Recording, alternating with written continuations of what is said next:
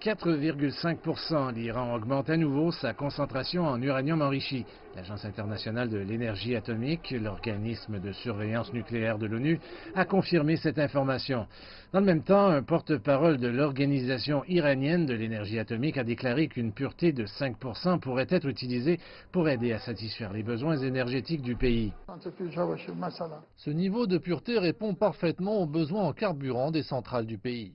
Mais l'Iran a affirmé qu'il ne pourrait pas s'arrêter à 5%, menaçant de contrevenir encore plus profondément au terme de l'accord de 2015.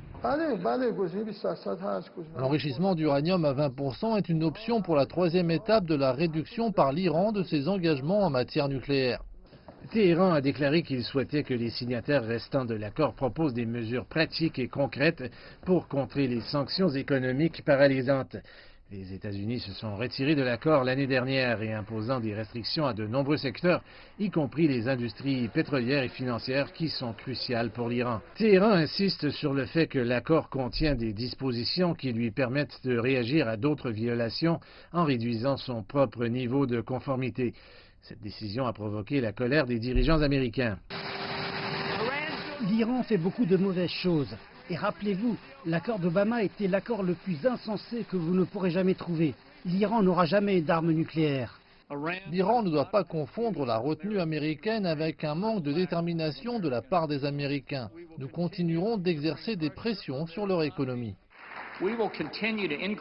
Nous continuerons d'accroître la pression sur le régime iranien jusqu'à ce qu'il abandonne son programme d'armement nucléaire et mette fin à ses activités violentes à travers le Moyen-Orient, y compris la conduite et le soutien du terrorisme dans le monde. Mais ce genre d'échange verbal ne fournit aucune solution. Les gardes de la révolution en Iran disent que tout le monde sait que Téhéran ne cherche pas à produire d'armes nucléaires. Mais enrichir de l'uranium à 20%, comme a menacé l'Iran de le faire, serait une initiative audacieuse. Cela rapprocherait le pays de plus en plus de la création de cette fameuse arme nucléaire. Alors que les tensions entre Téhéran et Washington sont à leur paroxysme, il semble que ce soit aux pays européens de trouver un moyen de faire progresser les choses. Le président français Emmanuel Macron a envoyé aujourd'hui son principal conseiller diplomatique en Iran et il a déjà parlé à Donald Trump au téléphone afin de rétablir le calme.